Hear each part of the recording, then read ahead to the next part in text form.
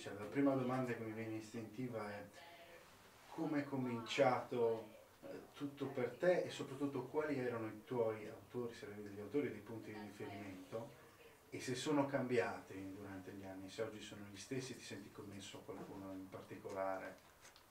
Okay, well, I saw an interview with J.K. Rowling a few years ago, where they asked her when she decided that she wanted to be a writer, and she had a really good answer. I thought she said, "As long as I have known that there are such things as writers, that you can make a living. This is a job you can make a living from, being a writer. That's what I want it to be." And that gets it for me as well. I mean, that's exactly right. Ever since I knew that you could be a writer, I wanted to be one.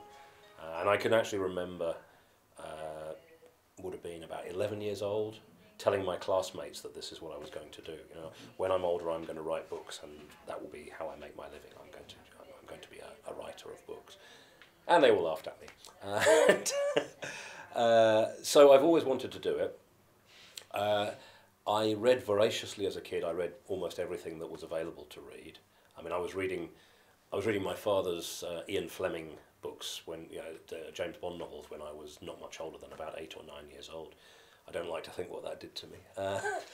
And science fiction became the kind of the core of what I was reading. I can remember getting library cards initially for the children's library, and then later on for adult library. And a lot of the stuff I was reading was stuff that my mother was passing back to me, you know. And she read very widely as well. She was very eclectic. She would read whatever looked like it would be a good book. So a lot of the stuff she passed back to me was science fiction, and I started to fix on that. That was what I went looking for in the library more often. And I think so. I kind of, from an early age, I think I knew that this was what I wanted to write. This had an effect on me that the other fiction didn't so much. So there's a kind of freedom to it. I think which appeals obviously to people when you're young. It appeals to you, this idea of there are much less in the way of limits on what you can do in a science fiction or a fantastical setting. And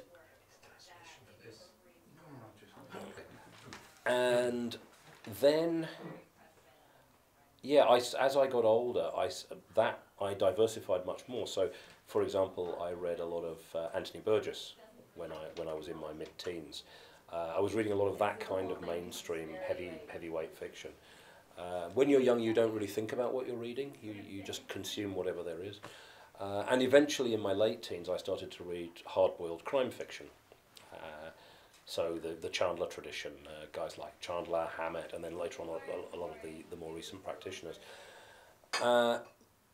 The stellar influence for me, I think, probably was William Gibson, because I read his short stories in Omni magazine in the 1970s, late 1970s, early 1980s, and there was something about those stories that I fell in love with instantly.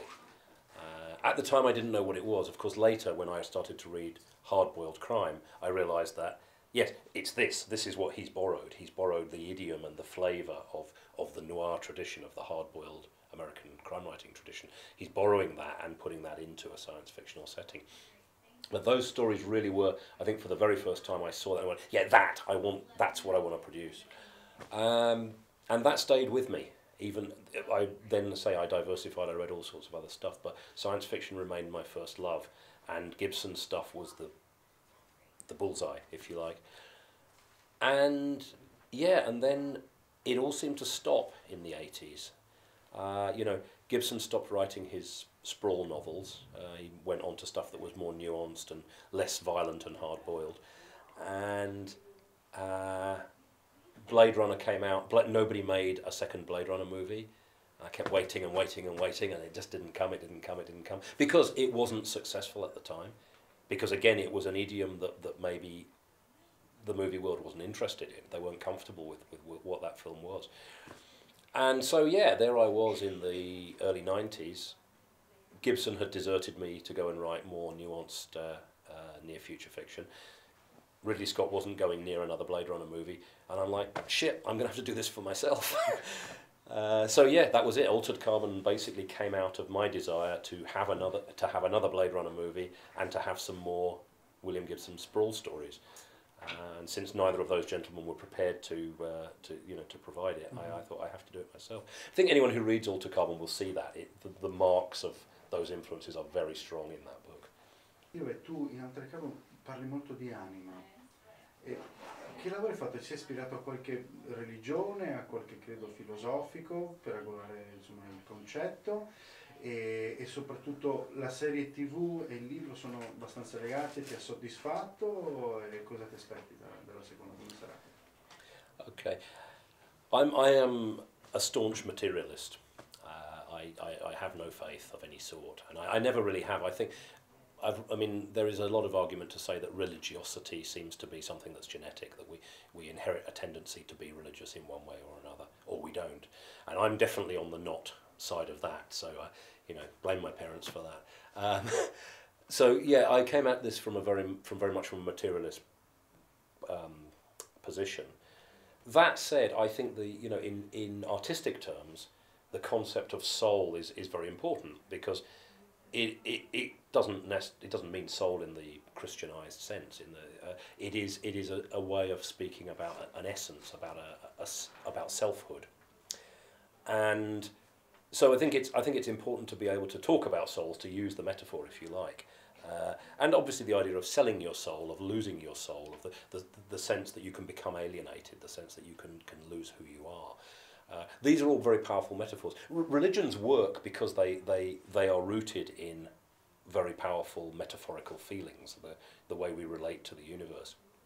And I would always want to. I always want their metaphors. I want to be able to borrow their metaphors. I just don't want the shit that comes with it.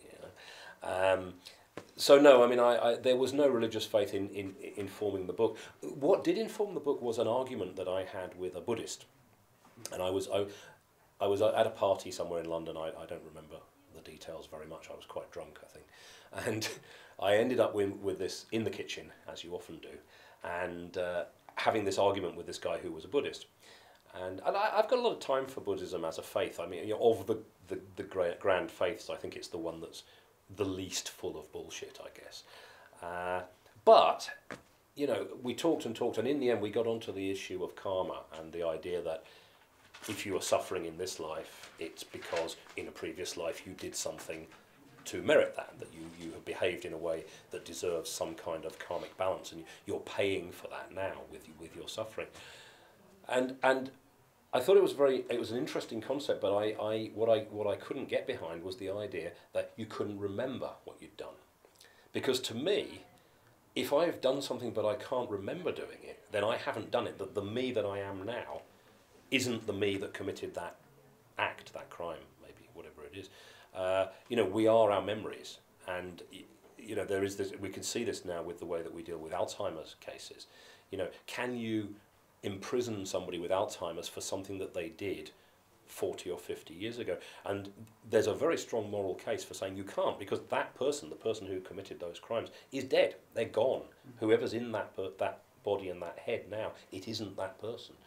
And I found that was the thing. That was where I kind of ran aground in the Buddhist argument, because I said to him, but if I can't remember, then that's not just, is it? It's not justice if I can't remember doing the things I'm being punished for. At which point he did the thing that all religious people do. He said, oh well, you just have to have faith. You have to accept it. So that was the end of my flirtation with Buddhism as a path. But the idea stuck with me, this idea of punishment for things you can't remember. And obviously if I'd been in any way religious, I might have explored it through reincarnation or some spiritual dynamic. Because I'm a materialist, that didn't occur to me at all. And I'm like, no, I'm going to go with the technological aspect. So I invented, or I didn't invent it, it's been in science fiction for a while, the idea of swapping consciousnesses and so forth. I took that concept and sort of hot-wired it and drove it away. And that became the basis for examining this thing of to what extent are we responsible for acts we can't recall. How does our morality stack up against the realities of the physical universe?